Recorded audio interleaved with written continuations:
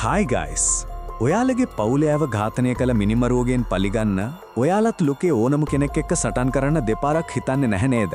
හැබැයි යාට සටන් කරන්න වෙන්නේ නිකම්ම අයත් එක්ක නෙවෙයි රටේ ඉන්න භයානකම මද්ද්‍රව්‍ය ජාවාරම් කල්ලියක් එක්ක. ඉතින් කතාවට යන්න කලින් අමතක නොකර අපේ channel එක subscribe කරන්න.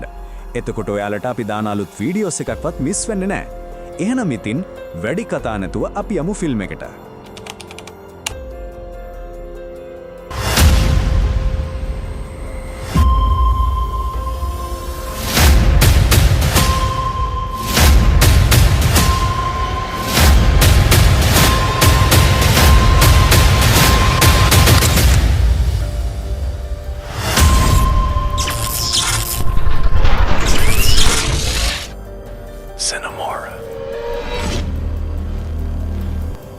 කතාවේ ප්‍රධාන චරිතය තමයි බාන්. එයා දක්ෂ මුවයි තයි සටන් ශිල්පියෙක්. එයාගේ බිරිඳවයි දරුවවයි මරා දාපු ව්‍යාපාරිකයෙක්ගෙන් පලිගන්න තමයි බාන් දැන් උත්සාහ කරන්නේ. ඒත් කනගාටුවට කරුණ කියන්නේ බාන්ටම තමයි Tamanගේ පවුලව මරා දැම්මා කියලා බොරු චෝදනාවක් එල්ල වෙලා තියෙන්නේ. ඒ නිසා එයා දැන් පොලිසියෙන් පැනලා යන කෙනෙක්. කතාව පටන් ගන්නෙ කඩමණ්ඩියකින්. එතන ඉන්නවා සංකාන් කියලා ලොක්කෙක්. එයාගේ ගෝලිය ගොඩ පලාත ඉන්නවා. බාන් සංකාන්ට කෝල් කරලා අහනවා ඇයි එයාගේ පවුලව මැරුවේ කියලා. ඒත් එක්කම සංකාන් බාන් ඉන්න තැන හොයාගන්නවා. සංකාන් බාන්ට එයාගේ මූලස්ථානට එන්න කියලා කියනවා. ඇත්තටම එතන සංකාන්ගේ ගෝලය බලාගෙන ඉන්නවා. ඒත් බාන් ඉස්සරහට එන හැම ගෝලයකම පරද්දනවා. සංකාන් පොඩ්ඩක්වත් බය වෙන්නේ නැහැ. එයා බාන්ම ගරණ කෙනෙක්ට සල්ලි තැහැග්ගක් දෙනවා කියලාත් කියනවා. ඒ මිනිස්සු ගොඩක් හිටියත් ආයුධ තිබුණත් බාන් Tamanගේ මුවයි තායි සටන් හැකියාවෙන් ඒ හැමෝම පරාජය කරනවා. ඊට පස්සේ බාන් සංකාන්ට හොඳටම ගහලා Tamanගේ පවුලව මරපු කෙනා ඉන්න තැන ගැන විස්තර අහගන්නවා. සංකාන් කියනවා එයාට නියෝග ලැබුණේ බාන් හොයන කෙනාගේ ඩ්‍රයිවර්ගෙන් කියලා. ඒ ඩ්‍රයිවර් හැමදාම ලොක්කගේ දුවව ඉස්කෝලේ ඇරිලා එක්කන් එනවලු. වෙන කිසිම දෙයක් හිතන්නේ නැතුව බාන් ඒ ලොක්කගේ දුව ඉගෙන ගන්න ඉස්කෝලේට යනවා. කතාවේ ඊළඟට අපිට මොන ගැහෙන්නේ හැටින් කියන ඉස්කෝලේ යන කෙල්ලෙක්. ඉස්කෝලේ ඇරුණම එයාව එක්කන් යන්නෙන්නේ එයාගේ තාත්තගේ ගෝලයෙක් වෙන සෙන්වූ. මේ වෙලාවේ බාන් කමත්තෙන හැටින්ව හප්පගෙන ගිහින් එයාගේ බෑග් එකට ට්‍රැකින් ඩිවයිස් එකක් දානවා. සෙන්ගූට බාන් ගැන සැක හිතුණත් බාන් Tamanගේ සැලැස්ම සාර්ථක කරගන්න ඉවසීමෙන් ඉන්නවා. ඇතින් ගෙදර එනවා. යාගේ තාත්තා තමයි යින්හාවෝ කියන්නේ. බාන් හොයන කෙනත් මෙයාම තමයි. ඒ තාත්තයි දුවයි අතර එච්චර හොඳ සම්බන්ධයක් නැහැ. ඒ මදිවට හැටින්ට ඉස්කෝලේ ළමයි විහිළු කරනවා. හැටින් ඒකට විරුද්ධව යද්දී ඉස්කෝලේ විදුවල්පතිගෙනුත් බැනුම් අහනවා. ගෙදර ආවම තාත්තගෙනුත් බැනුම් අහනවා. ඒ නිසා හැටින් ඉන්නේ ගොඩක් කේන්තියෙන්. යින්හාවෝ කියන්නේ නගරේ ඉන්න ලොකු ව්‍යාපාරිකයෙක්. හැටින්ගේ කුඩම්මා ඒ කියන්නේ ලූපින් යින්හාවෝට කියනවා එයාලගේ එක්ස්පෙඩිෂන් එකක මද්ද්‍රව්‍ය තිබිලා අහුවෙලා කියලා. ඒක කරලා තියෙන එයාලගේ කම්පැනි ඇතුළෙම කෙනෙක්. ඒත් යින්හාවෝ ඒ ප්‍රශ්නේ විසඳ ගන්නවා. අනිත් පැත්තෙන් සංකාන්ට එයාගේ ලොක්කගෙන් හොඬටම බැනුම් අහන්න වෙනවා. මොකද බාන් පොලිසියට කෝල් කරලා සංකාන් ගබඩා කරලා තිබුණු එයාගේ ලොක්කගේ මද්ද්‍රව්‍ය ඔක්කොම පොලිසියට අහු කරවලා. මේ මද්ද්‍රව්‍ය වල වටිනාකම ඩොලර් මිලියන 20ක්. ඒ නිසා එයාගේ ලොක්කා ටයිලොන් හොඳටම තරහ යනවා. අන්තිමට ටයිලොන්ගේ ගෝලෙක් රිනි සංකාන් වයියාගේ ගෝලියෝ ටිකවයි මරලා දානවා. පහුවදා යින්හාවෝයි හැටිනුයි එයාලගේ අම්මගේ සොහනට යන්න නගරයෙන් පිටට යන්න ලෑස්ති වෙනවා. යින්හාවෝ Tamanගේ කම්පැනිය ලූපින්ට බාර දෙනවා. යින්හාවෝගේ කම්පැනිය දැන් පොලිස් පරීක්ෂණ වලින් නිදහස් වෙලා. එයාලා එයාපෝට් එකට යන්න පිටත් වෙනවා. බාන් යින්හාවෝ මරන්න උගුලක් අටවගෙන බලාගෙන ඉන්නවා. ඒත් පාර මැදදී බාන් දකින්නවා ට්‍රැකින් ඩිවයිස් එක නතර වෙලා කියලා. යින්හාවෝ යන පාරේ ඇක්සිඩන්ට් එකක් වෙලා. ඒත් ඒක ඇත්තටම ටයිලොන් යින්හාවෝව අල්ලගන්න අටවපු උගුලක්. සතුරන්ගේ ගණන වැඩි. ඒ නිසා සෙන්වූටයි අනිත් අයටයි යාලත් එක්ක සටන් කරන්න අමාරු වෙනවා. අන්තිමට හින්හාවව අරගෙන යඩවා. සෙන්වූ යාව බේරගන්න පස්සෙන් පන්නනවා. එයා ට්‍රක් එකකට නැග්ගම ඇතුලේ ඉන්න රිනි එයා එනකම් බලාගෙන ඉන්නවා. දෙන්න අතර දරුණු සටනක් යනවා. අන්තිමට සෙන්වූ පරාද වෙලා ට්‍රක් එකෙන් බිමට වැටෙනවා. මේ අතර බාන්ට තේරෙනවා මොකක් හරි වැරද්දක් වෙලා කියලා. එයා ඉක්මනටම සිද්ධිය වුණු තැනට යනවා. එතන ඉන්න ටයිලොන්ගේ ගෝලයන්ට හොඳටම ගහනවා. ඊට පස්සේ බාන්ට හැටින් ගන දුක හිතිලා එයාව බේරගෙන එතනින් යනවා. සෙංගූ පැනලා යද්දි හැටින්ව අරන් යන්න බාන්ගේ මූණ දකිනවා. යින්හාවෝව අරන් යන්නේ ටයිලෝන්ගේ ලොක්කා ළඟට. එයාගේ නම ක්ලේ. ක්ලේ තමයි ඒ නගරේ ඉන්න ලොකුම භයානකම මද්‍රව්‍ය ජාවාරම්කාරයා. එයා ගොඩක් ක්‍රූර කෙනෙක්. තමන්ගේ බිස්නස් එකට පාඩු කරන ඕනම කෙනෙක්ව පොඩි ළමයෙක් වුණත් මරලා දාන්න එයා දෙපාරක් හිතන්නේ නැහැ. ක්ලේ යින්හාවෝව පැහැරගත්තේ එයා එක්ක එකතු වෙලා වැඩ කරන්න.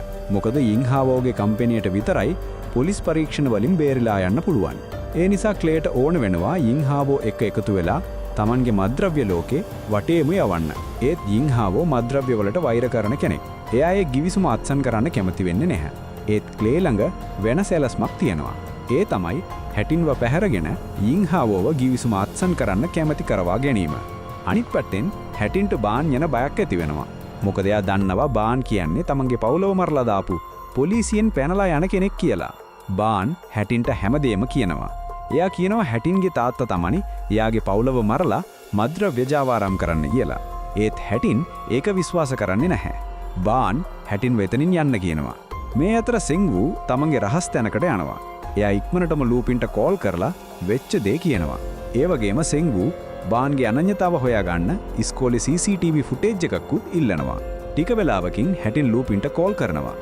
ලූපින් හැටින්ට කියනවා එයා එනකන් එතනම ඉන්න කියලා. ඒ වගේම ලූපින් හැටින්ට කියනවා සෙංගුවවත් විශ්වාස කරන්න එපා කියලා. ඊට පස්සේ හැටින් පොලිස් කාර් එකක් දකිනවා. එයා උදව් ඉල්ලන්න තමන් කවුද කියලා කියනවා. ඒ පොලිස් නිලධාරියා හැටින්ව ස්ටේෂන් එකට එක්කන් යන්න හදනවා. ඒත් පස්සේ තේරෙනවා එයා බොරු පොලිස් කාරෙක් කියලා. ක්ලේ හැටින්ව අල්ලලා දෙන කෙනෙක්ට දෙන සල්ලි තෑග්ග ගන්න තමයි එයා ඇවිත් තින්නේ. වාසනාවට බාන් මුල ඉදම්ම එයාලගේ පස්සෙන් ඇවිත්. ඒ නිසා එයාට හැටින්ව බේරගන්න පුළුවන් වෙනවා. හැටින්ට දැන් සෙංගෝ ගැනයි ලූපින් ගැනයි සැක හිතනවා. මොකද එයාලා දෙන්න විතරයි එයාපෝට් එකට යන පාර දන්නේ. හැටින් බාන්ට කියනවා එකතු වෙලා යින්හාවෝව හොයමු කියලා. මොකද එයාට විශ්වාසයි එයාගේ තාත්තා බාන්ගේ පවුලව මෙරුවේ නැහැ කියලා. ඒ වගේම හැටින්ට විශ්වාසයි බාන් කියන්නේ අහිංසක මිනිස්සු මරණ කෙනෙක් නෙවෙයි කියලා. අනිත් පැත්තෙන් සෙංගු හැටින්ව පොලිසියට අහුණු තැනට යනවා. ඒත් පුදුමයකට ඒ පොලිස් කාර්යාගේ ඇඟට වෙඩි තියලා බාන් කලින් එයාට ගැහුවේ සිහිය නැති වෙනකන් විතරයි. සෙංගු කෝල් කරාම ලූපින් කියන්නේ එයා හැටින්වේ එක්කන් එන්න යන ගමන් කියලා. හැටිනුයි බානුයි යින්හාවෝ වැඩ කරන තැනක ඉන්න කෙනෙක් ළඟට යනවා. ඒ කෙනා යින්හාවෝ ඉන්න තැන දන්න කෙනෙක් ගැන දන්නවලු. හැටින් විස්තර හොයාගන්න ඇතුළට යන්න හදනවා. මොකද එයාට විශ්වාසයි එතන ඉන්න අය එයාව අඳුරනවා කියලා. හැටින් ඇතුළට ගියාට පස්සේ බානුත් පස්සෙන් ගිහින් එතන ඉන්න මුරකාරයෝ හැමෝටම ගහනවා. දෙන්නටම තොරතුරක් ලැබෙනවා. යින්හාවෝ කෙනෙක්ව මද්‍රව්‍ය හොරෙන් ගෙනාව කියලා වැඩෙන් අයින් කරලා. එයාලට විශ්වාසයි ඒ කෙනා යින්හාවෝ ඉන්න තැන දන්නවා කියලා. දෙන්න මේ තැනට යනවා. ඒක ගොඩක් භයානක තැනක්. ආයමත් හැටින් තනියම ඇතුළට යන්න හදනවා. එයා යින්හාවෝගේ දුව නිසා හැම කරන්නේ. බාන් එපා කිව්වත් හැටින් ඇතුළට යනවා. ඇතුළ ගොඩක් භයානකයි. එතන ඉන්න මිනිස්සුන්ව මද්‍රව්‍ය ටෙස්ට් කරන්න පාවිච්චි කරනවා. අකමැති වුණොත් මරලා දානවා. හැටින් ඒ කියපු කෙනාව හම්බ වෙනවා. එයාගේ නම ජැකි. හැටින් ජැකීගෙන් උදව් ඉල්ලනවා. එයාගේ තාත්තාව බේරගන්න. ඒකට $2 මිලියන 2ක් දෙනවා කියලාත් කියනවා. ඒත් ජැකි ඒකට කැමති වෙන්නේ නැහැ. මොකද යින්හාවෝ එයාව කලින් වැඩෙන් අයින් කරලා හිරේ දාලා. ඒ මදිවට ජැකි ක්ලේ එක්කත් හැප්පෙන්න බයයි. අනික් පැත්තෙන් පුදුමයකට ටයිලෝන් බාන් හැටින්ව අරන් ගිය බව දන්නවා. ජැකිත් එයා එක්ක එකතු වෙලා වැඩ කරනවා. ජැකි හැටින් එතන ඉන්න ෆොටෝ එකක් ටයිලෝන්ට යවනවා. හැටින්ට පැනගන්න බැරි වෙනවා. ඒත් එකපාරටම බා නැවිත් එයාව බේරගන්නවා. එතන කාමරේ ඉන්න හැමෝටම ගහනවා. ඊට පස්සේ දෙන්නටම ක්ලේගේ විශ්වාසවන්තයෙක් ඉන්න තැනක් ගැන තොරතුරක් ලැබෙනවා. ඒ කෙනා හරහා එයාලට ක්ලේ ළඟට යන්න පුළුවන්. ඒත් ඒක ගොඩක් භයානක වැඩක්. ටිකකින් ජැකිගේ ගෝලයෝ ඇවිත් එයාලව වට කරගන්නවා. දෙන්නම බයිසිකලයක නැගලා පැනලා යනවා. ගොඩක් අය වට කරගත්තත් බාන්නේ හැමෝම පරද්දනවා. අන්තිමට එයාලට පැනගන්න බැරි වෙනවා. බාන් හැමෝටම ගහන්න ලෑස්ති වෙනවා. ඒත් එකපාරටම රිනි එනවා. රිනි ආවම ජැකිගේ ගෝලයෝ බය වෙනවා. මොකද රිනි ඒ කට්ටියන් කීප දෙනෙක්ව මරලා දානවා. ඊට පස්සේ දෙන්න අතර දරුණු සටනක් පටන් ගන්නවා. පොරවක් පාවිච්චි කරන රිනි බාන්ට හොඳටම තුවාල කරනවා. ඒ අන්තිමට බාන් රිනීව පරද්දනවා. ඊට පස්සේ සෙන් වූ උදව්වට එනවා. ඒත් ලූපින් කියපු දේවල් නිසා හැටින්ට යාව විශ්වාස කරන්න අමාරුයි. ඒ නිසා බාන් සෙන් වූටත් ගහනවා. අන්තිමට බානුයි හැටිනුයි එතනින් පැනගන්නවා. බාන්ගේ තත්ත්වය දරුණු වෙනවා. ඒ නිසා යාලට වෙන කරන්න දෙයක් නැහැ. යාලා බාන්ට බෙහෙත් දාන්න සත්තු දොස්තර කෙනෙක් ළඟට යනවා. මුලින් ඒ දොස්තර කැමති වෙන්නේ නැහැ. ඒත් බය කරාම එයා බාන්ගේ තුවාල මහනවා. දෙන්නම ක්ලේගේ විශ්වාසවන්තයෙක්ට අයිති හෝටලයකට යනවා. එයාලා තාත්තයි දුවයි වගේ රඟපෑවත් රිසෙප්ෂන් එකේ ඉන්න කෙනාට ඒක තේරිලා එයාගේ ලොක්කට කියනවා. දෙන්නම කාමරයකට ගිහින් විවේක ගන්නවා. ඒත් ටිකකින් ක්ලේගේ දකුණු අත වගේ ඉන්න ජූ එයාගේ කට්ටියත් එක්ක ඇවිත් එයාලව අල්ල ගන්න හදනවා. ඒත් බාන්ට ඒක තේරෙනවා. ආයමත් බාන්ට සටන් කරන්න වෙනවා. එයාගේ ශරීරය දුර්වල වෙලා තිබුණත් එයා හැමෝටම ගහනවා. ඒත් ප්‍රශ්නේ ඉවර නෑ. රිනී පලිගන්න ආයමත් එවිත්. හොඳටම මහන්සි වෙලා ඉන්න බාන් රිනීගෙන් පරාද වෙනවා. රිනී බාන්න මරන්න හදද්දී වාසනාවට සෙන්වූ එතනට ඇවිත් රිනීව මරලා එයාලා දෙන්නව බේරගන්නවා. සිහිය නැතුව ඉන්නකොට බාන්ට මතක් වෙනවා යින්හාවෝගේ මිනිස්සු එයාගේ පවුලව මරපු හැටි. බාන් එයාලට යින්හාවෝව හොයන එක දිගටම කරගෙන යමු කියනවා. ඒත් හැටින් ඒකට ඉඩ දෙන්නේ නැහැ. මොකද බාන්ගේ තත්ත්වය හොඳ නැහැ. ඒ නිසා බාන්ට තරහ යනවා. මොකද සෙන්වූව හම්බ වුණාට පස්සේ හැටින් බාන්ව ගණන් ගන්නේ නැහැ. බාන් හැමදේම කියනවා. බාන්ගේ බිරිඳ මැරිලා තියෙන්නේ යින්හාවෝගේ කම්පැනිය වැඩ කරනකොට ඒ කම්පැනියෙන් මත්ද්‍රව්‍ය හොරෙන් ගේනවා කියලා සාක්ෂි හොයාගත්තු නිසා. ඒත් බාන්ට ආයමත් සිහිය නැති වෙනවා.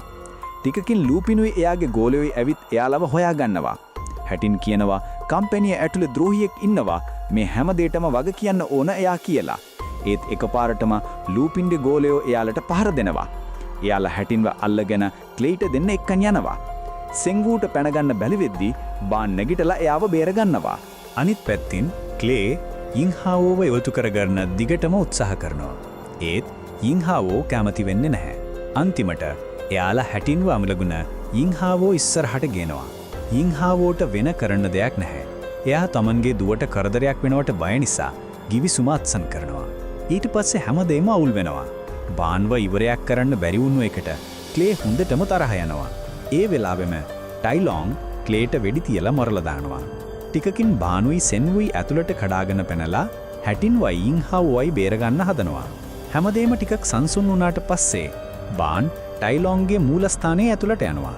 සෙන්වූට ටයිලොන්ගේ ගෝලයොත් එක්ක සටන් කරන්න වෙනවා. අන්තිමට සෙන්වූ එයාලව පරද්දනවා.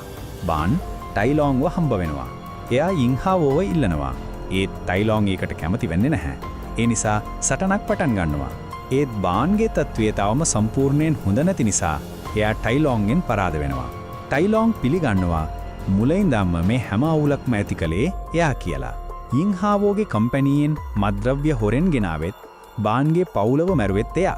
ඒක ඇහුවම් බාන්ට හොඳටම තරහ ගිහින් ආයමත් සටන් කරනවා. ඒත් බාන් ආයමත් පරාද වෙනවා. එයාව මරන්න හදද්දී සෙන්වූ ඇවිත් බේරගන්නවා. ඒත් එයා ටයිලොන්ගෙන් පරාද වෙනවා. බාන් අතහරින්නේ නැහැ. එයා ආයමත් සටන් කරනවා. අන්තිමට එයාගේ කේන්තිය නිසාම බාන් ටයිලොන්ව පරද්දනවා. ඒත් ටයිලොන් තව මැරිලා නැහැ. එයා හැටින්ව අල්ලගෙන පැනලා යන්න හදනවා. ඒත් වාසනාවට හැටින් එයාට ගහලා බේරෙනවා. අන්තිමට බාන් ටයිලොන්ට සිහිය නැති වෙනකම් ගහනවා. ඊට පස්සේ යින්හාවෝ බාන්ට ස්තුති කරනවා තමන්ගේ දුවෝ බේරගත්තට. බානුත් යින්හාවෝගෙන් සමාව ඉල්ලනවා එයාට වැරදියට චෝදනා කරාට. බාන් ලූපින් ළඟට එනවා. මුලින්දම්ම ද්‍රෝහියා වෙලා තියෙන්නේ ලූපින්. එයා සෙන්වූව පාවිච්චි කරලා හැටින්ව හොයාගෙන කලින් හැටින්ව අල්ලගත්තු බොරු පොලිස් කාර්යාව මැරුවෙත් එයා. ලූපින් තමන් අහුවෙන්නේ නැති වෙන්න අහුණු කෙනෙක් වගේ රඟපාලා. ඒත් බාන්ට අහුවෙනවා. බාන්ගේ පවුලව මරන්න අදහස දීලා තියෙනෙත් ලූපින්. මොකද යින්හාවෝගේ කම්පැනි අයිති කරගන්න තිබුණු එයාගේ සැලස්මට බාන්ගේ බිරිඳ බාධාවක් වෙලා. බාන් ලූපින්ට මිනිත්තුවක් දෙනවා ඒ තැන ගිනිගන්න කලින්. ඒ නිසා ලූපින් යින්හාවෝ ඉස්සරහ තමන්ගේ වැරදි පිළිගන්නවා. ඒත් ඒක එයාව හිරේ දාන්න අටවපු උගුලක්. ලූපින් කියන දේවල් රෙකෝඩ් කරගන්නවා සාක්ෂියක් විදියට. ෆිල්ම් එකේ අන්තිමට බාන් පොලිසියට බාර වෙනවා. පොලිසිය ක්ලේගේ ඉතුරු ගෝලියෝයි මද්ද්‍රව්‍ය ජාවාරමට සම්බන්ධ වුණු යින්හාවෝගේ කම්පැනියේ සේවකයෝයි අත්අඩංගුවට ගන්නවා. ඊට පස්සේ ෆිල්ම් එක ඉවර වෙනවා.